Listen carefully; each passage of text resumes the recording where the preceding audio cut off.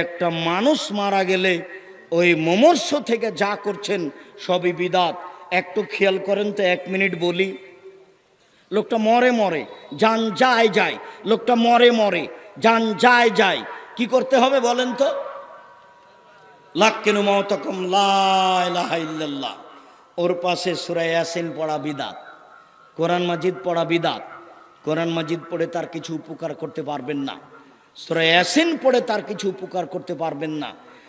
আপনি পাশে বলছেন লা ইলাহা ইল্লাল্লাহ, সেও যদি কোনো সময় মুখ দিয়ে লা ইলাহা ইল্লাল্লাহ বলে, তাহলে সে জান্নাতে চলে গেছে। আল্লাহ রাসূল বলছেন, মান কানা আখিরু কালামি লা ইলাহা ইল্লাল্লাহ ফাদাখাল জান্নাহ। মানুষের জীবনের শেষ কথা যদি লা ইলাহা ইল্লাল্লাহ হয়, তাহলে সে জান্নাতে চলে গেছে। এবার লোকটা মারা গেছে, সাদা কাপড় দিয়ে ঢেকে দেন। আপনি তাড়াতাড়ি কেবলামুখী করলেন কেন? সাদা কাপড় দিয়ে ঢেকে দিতে, এটা হলো সুন্নাত। কেবলামুখী করা এটা হলো বিদাত। 3, অজু দিয়ে গোসল দিতে হবে। অজুর অঙ্গগুলি আগে ধুইতে হবে।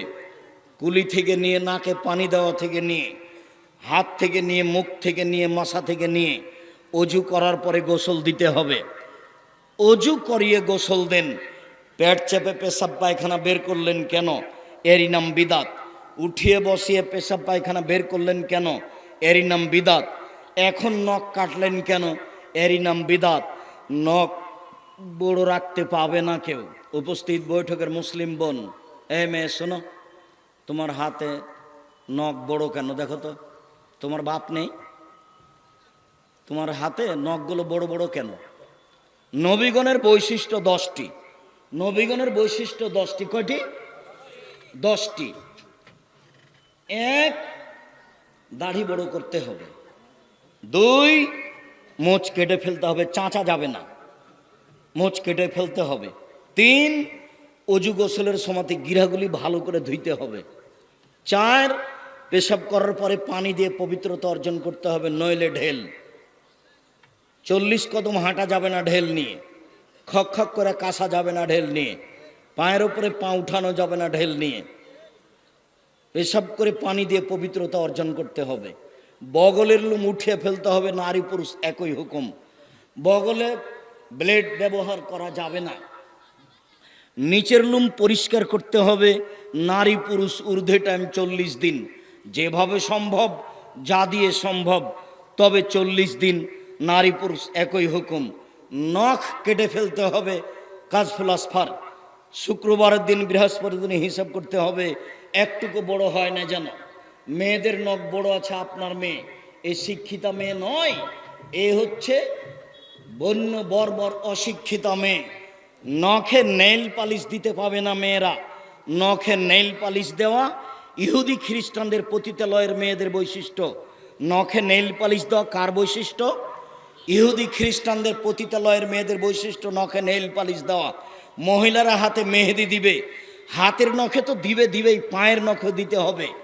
মহিলারা হাতের নখে এবং পায়ের নখে মেহেদি দিতে বাধ্য, দিতেই হবে। একজন মহিলা আল্লাহ রাসূলের কাছে একটা পত্র দিয়েছিল। তা আল্লাহ রাসূল পত্রটা নেওয়ার পরে বলছেন, কি ব্যাপার, এই হাতটা পুরুষের না মহিলার? পুরুষের যদি হয় তাহলে মেহেদি নেই, ভালো কথা। মহিলার যদি হয় তাহলে মেহেদি নাই কেন? মহিলার হাতে মেহেদি ছিল না, তিনি নিন্দা করলেন। তার মানে মহিলারা হাতের নখে, পায়ের নখে মেহেদি দিতে বাধ্য, দিতেই হবে। মহিলারা এমন কিছু মুখে হাতে লাগাবে যা দেখতে পাওয়া যায়, গন্ধ পাওয়া যায় না, যা দেখতে পাওয়া যায়, গন্ধ পাওয়া যায় না। বিউটি পার্লারে তারা ঢুকতে পাবে না, ঢোকা নিষেধ। ওখানে ভুরু তুলে চিকন করা হারাম, ওখানে দাঁত ছিলে চিকন করা হারাম।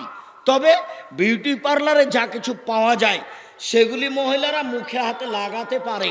ওরা এমন কিছু লাগাবে যা দেখতে পাওয়া যায়, গন্ধ পাওয়া যায় না। পুরুষ মানুষ এমন কিছু ব্যবহার করবে যা গন্ধ পাওয়া যায়, দেখতে পাওয়া যায় না। পুরুষ মানুষ এমন কিছু ব্যবহার করবে যা দেখতে পাওয়া যায় না, গন্ধ পাওয়া যায়। পুরুষের নখে মেহেদি দেওয়া হারাম, হাতে মেহেদি দেওয়া হারাম। কোনো পুরুষ হাতে নখে মেহেদি দিতে পাবে না। আব্দুর রাজ্জাক সাহেব, থামেন। আল্লাহর নবী দাড়িতে মেহেদি দিয়েছিলেন, যার কারণে আমাদের মেয়েরা পায়ে মেহেদি দেয় না। আপনি যে বলছেন পায়ে মেহেদি দিতে হবে, জি দিতেই হবে, দিতে বাধ্য। তো দাড়িতে দিয়েছেন যে, আরে দাড়িতে দিয়েছেন এটা একটা সুন্নাত। দাড়ি তো আল্লাহর নবী আতরও তো দিয়েছেন, আল্লাহর নবী দাড়িতে আতর লাগিয়েছেন। কিন্তু আবার যারা ঋতুবতী মহিলা গোসল করে পবিত্র হবে তাদেরকে লজ্জা স্থানে আতর ব্যবহার করতে বলেছেন আল্লাহর নবী। তা আতর যে আল্লাহর নবী দাড়িতে লাগিয়েছেন, এইবার যেখানে যেটা ব্যবহার করেছেন সেটা সুন্নাত, অতএব নখ কেটেই ফেলতে হবে, জরুরি। সকাল হয় না যেন উপস্থিত বৈঠকের মুসলিম বোন, এ মেয়ে তোমাকে সাবধান করছি, এখন বাড়িতে গিয়ে প্রথম কাজ যেটা সেটা হলো নখ কেটে ফেলা। দ্বিতীয় কাজ যেটা সেটা বাড়িতে যেন কোনো ছবি মূর্তি না থাকে, যেন কাঁকড়া না থাকে। ভেঙে চুরে ইমানদার হয়ে রাত্রে ঘুমাবা। বক্তব্যের সাথে মুনাফিকি করে রাত্রে ঘুমিয়ে জান্নাত পাওয়ার চেষ্টা করিও না, হিসাব ভুল। বলছিলাম নখ কাটা যাবে না এখন, মোচ কাটা যাবে না এখন, পরিষ্কার করা যাবে না এখন। লোকটা মারা গেছে, সব বিধান বন্ধ, নখ কাটা বন্ধ, মোচ কাটা বন্ধ, নিচের লুম পরিষ্কার করা বন্ধ। এখন শুধু অজু দিয়ে গোসল দিতে হবে, সবই বেদাত। অজু দিয়ে গোসল দিয়ে তিনটা কাপড়, ছেলের জন্য, মেয়ের জন্য, সবার জন্য, লাশটাকে তিনটা কাপড়ের উপরে রেখে দেন। তিনটাই সমান, ছোট বড় হতে পারে। ডান দিকের কাপড়টা আগে উঠিয়ে, বাম দিকের কাপড়টা পরে উঠিয়ে আপনি রশি দিয়ে তিনটে বেঁধে দেন। মহিলাকে গোসল দিবে মহিলা, পুরুষকে গোসল দিবে পুরুষ। তবে স্বামী গোসল দিবে স্ত্রীকে, স্ত্রী গোসল দিবে স্বামীকে, এটাই বিধান। স্বামী মারা গেছে, স্ত্রী বেঁচে আছে, স্ত্রী গোসল দিবে, এটাই বিধান। স্ত্রী মারা গেছে, স্বামী বেঁচে আছে, স্বামী স্ত্রীকে গোসল দিবে, এটাই বিধান। একাধিক সহিহ হাদিস। এছাড়া মহিলাকে গোসল দিবে মহিলা, এছাড়া পুরুষকে গোসল দিবে পুরুষ। সম্মানিত দিনী ভাই বোন, পুরো শরীরে পানি ঢেলে দিয়ে, সাবান গায়ে দিয়ে একবারে ভালো করে ডোলে গাও হাত পরিষ্কার করবে। লজ্জা স্থানে হাত লাগিয়ে পরিষ্কার করতে পারে, কোনো সমস্যা নেই। যদি কেমন কেমন লাগে তাহলে একটু হাতে কাপড় একটু ব্যবহার করবে, একটু কাপড় ব্যবহার করে ভালো করে শরীরের সব অঙ্গ ডোলে ভালো করে ঝকঝকে করে পরিষ্কার করবে। একবার, তিনবার, পাঁচবার, সাতবার ঝকঝকে হয়ে পরিষ্কার হতে হবে। এটা রাসূলের হাদিসের আদেশ, একাধিক আদেশ। এরপরে জানাজা, জানাজা শুরু হওয়ার আগে কেউ বক্তব্য দিতে পাবে না, সব বিদাত, কেউ কথা বলতে পাবে না, ইমাম সাহেব বক্তব্য দিতে পাবে না। শুধুমাত্র ইমাম সাহেব বলতে পারেন, শোনেন এই ছেলে, তুমি তোমার বাপের বড় ছেলে তাই না, তুমি সালাম দিয়ে বলো, ঋণ লেনদেন থাকলে আমাকে বললে আমার বাপের জিম্মেদার আমি দিয়ে দিব। কেন? ঋণ ছাড়া জানাজা নাই। আল্লাহ রাসূল জানাজা শুরু করবেন, শুরু করতে গিয়ে বলেন, এই শোনো, এ ঋণ আছে নাকি? জি। তাহলে আমি গেলাম, তোমরাই জানাজা করো, আমি গেলাম। উঠেই চলে যাচ্ছেন আল্লাহ রাসূল। থামেন থামেন থামেন থামেন, আমি ঋণ পরিশোধ করে দেবো, আমি ঋণ পরিশোধ করে দেবো। আচ্ছা ঠিক আছে। তাই ছেলে বলতে পারে, বাপে বলতে পারে, বড় ভাই বলতে পারে, ঋণের কথা কোনো বক্তব্য নেই, কারো বক্তব্য চলবে না। ইমাম সাহেব কাতার সোজা করতে বলবেন, আজান না একামাত নেই, কাতার সোজা করতে বলে আল্লাহু আকবার বলে হাত উঠিয়ে জানাজা শুরু করবেন। 4 তাকবীরের জানাজা।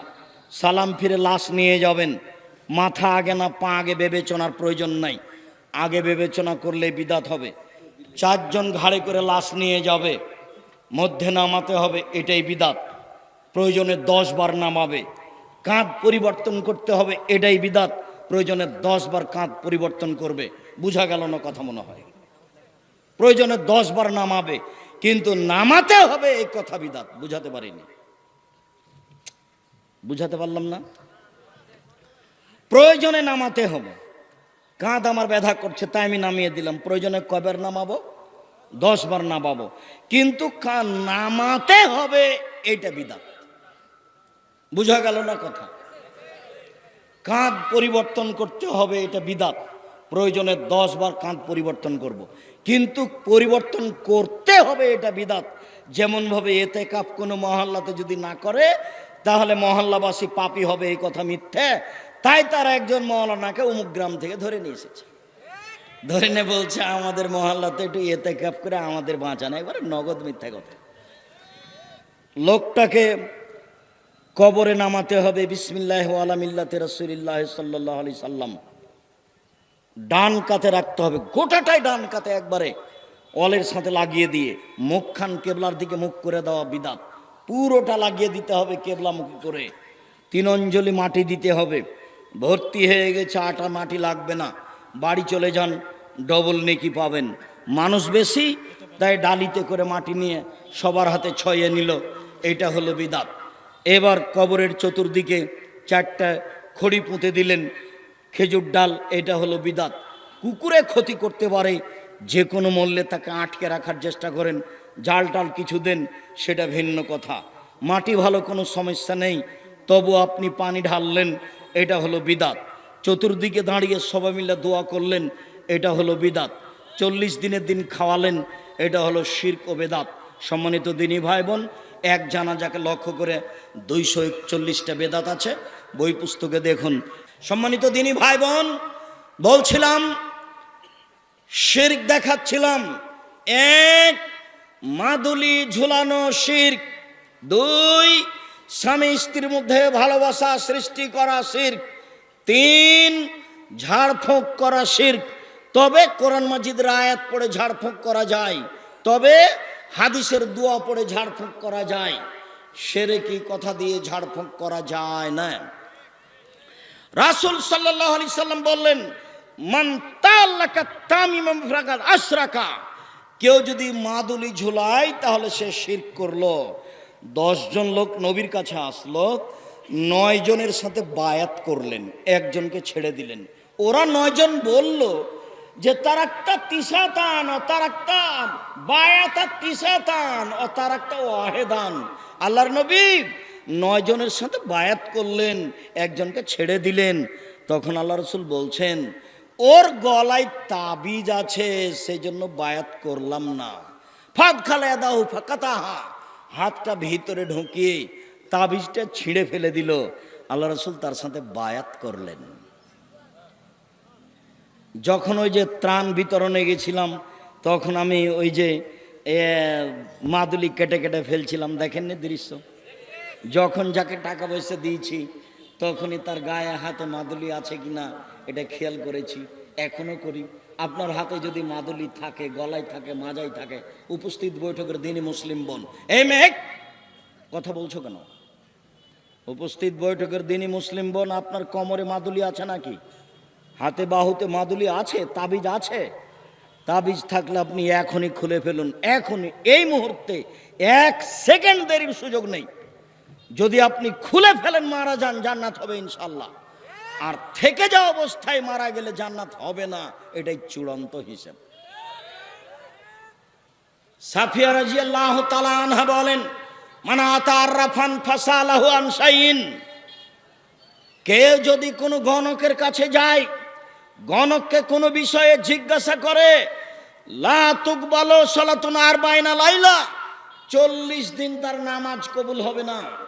কেউ যদি গণকের কাছে যায় কিছু জিজ্ঞাসা করে, দেখুন তো ভাই আমার টাকাটা হারিয়ে গেছে, কে নিয়েছে, তার সালাত কবুল হবে না কতদিন? 40 দিন। রাসূল সাল্লাল্লাহু আলাইহি সাল্লাম বলেন, মান আতারাফান ফাসাদ্দাকা বিমা কালা, গণকের কথা যদিও বিশ্বাস করে, ফাকাদ কাফারা বিমা উনজিলা আলা মুহাম্মদ, তাহলে সে কোরআন মাজিদকে অস্বীকার করলো।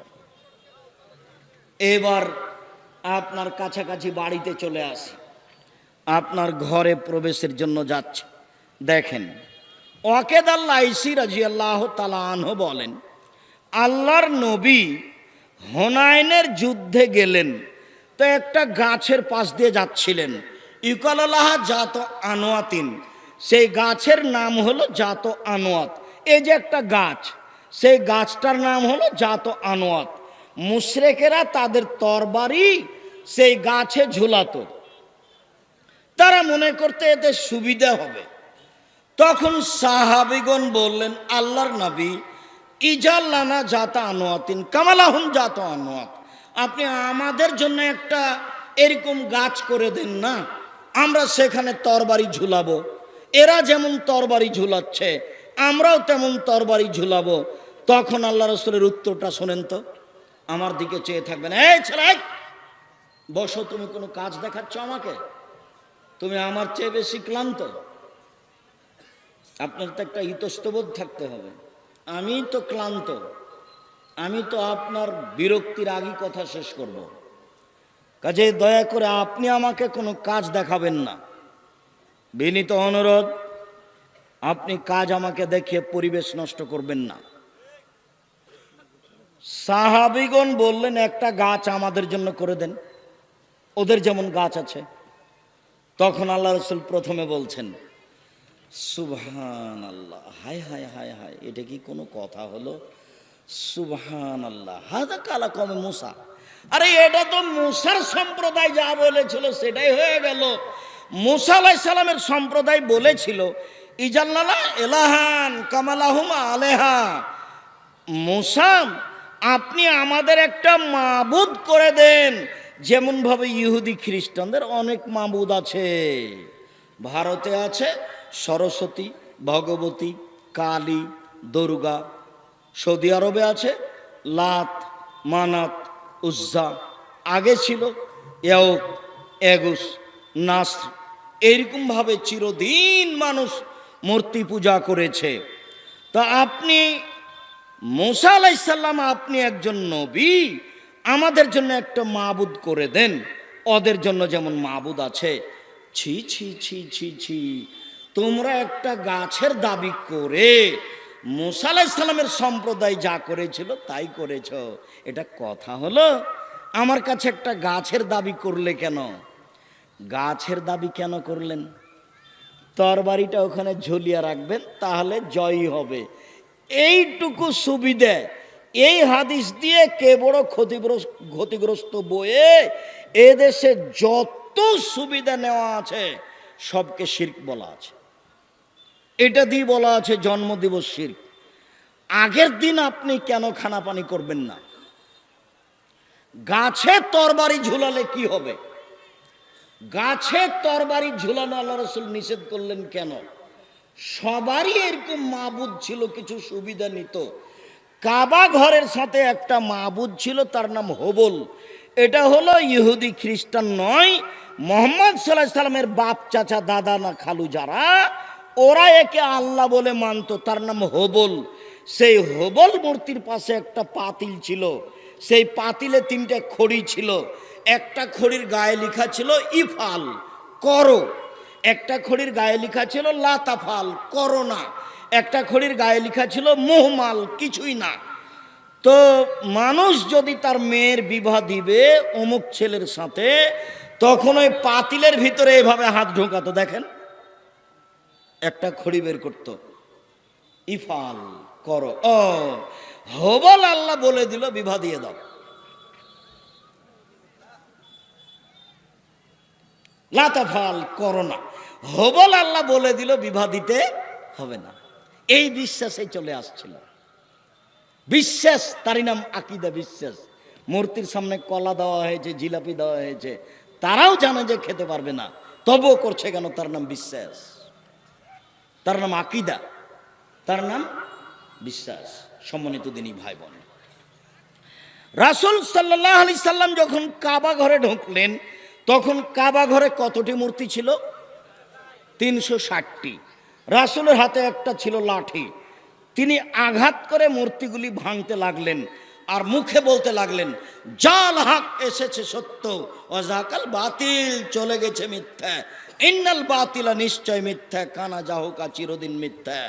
এসেছে সত্য, চলে গেছে মিথ্যা, নিশ্চয় মিথ্যা, চিরদিন মিথ্যা।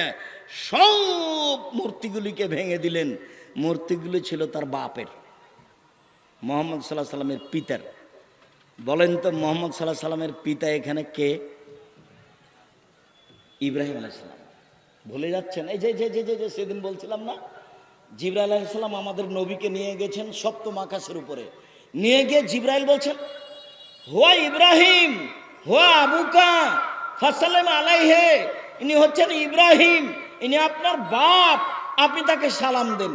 তখন আমাদের নবী একটু আগিয়ে গেলেন, আগিয়ে গিয়ে বলছেন, আসসালামু আলাইকুম ইয়া আবি, আব্বা আপনাকে সালাম।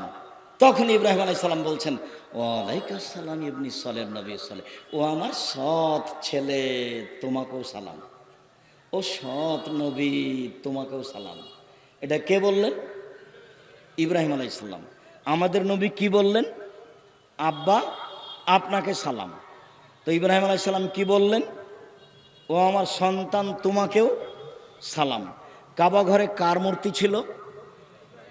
ইব্রাহিম আলাইহিস সালাম। ইসমাইল ইসাহাকের সম্মান করা শিরক। সম্মানিত দিনী ভাই বোন, রাসূল সাল্লাল্লাহু আলাইহি সাল্লাম যে রোগে মারা গেছেন, শেষ অসুখ, সেই সময়ে তিনি বললেন, পৃথিবীর মানুষ সাবধান থেকো, লানাল্লাহুল ইয়াহুদা ওয়ান নাসারা ইত্তাখাযু কুবুর আনবিহিম মাসাজিদা। নিশ্চয় ইহুদি খ্রিস্টানের প্রতি অভিশাপ, নিশ্চয় ইহুদি খ্রিস্টানের প্রতি অভিশাপ। ওরা নবীদের কবরকে মসজিদ তৈরি করেছে, ওরা নবীদের কবরকে মসজিদ তৈরি করেছে। রাসূল সাল্লাল্লাহু আলাইহি সাল্লাম বললেন, লা তাজালু কাবরি ওয়াসানা, পৃথিবীর মানুষ আমার কবরটাকে ইবাদতের জায়গা করো না। পৃথিবীর মানুষ আমার কবরটাকে ইবাদতের জায়গা করো না। ইন্নাল্লাহ ইয়াগযিবু আলা কওমিন, নিশ্চয় আল্লাহ ওই জাতির উপরে রাগান্বিত হন যে জাতি কবরে মসজিদ তৈরি করে। মসজিদের সাথে কবরের কোনো সম্পর্ক নেই। আল্লাহ রাসূল বললেন, লা তুসাল্লু আলাইহে ওয়ালা এলাইহে ওয়ালা বাইনাহুমা, কবরের উপরে সালাত আদায় করো না, কবরের দিকে সালাত আদায় করো না, কবরের পাশে সালাত আদায় করো না। মসজিদের ডানে কবর চলবে না, বামে চলবে না, সামনে চলবে না, পিছনে চলবে না, মসজিদের ভিতরে কবর চলবে না।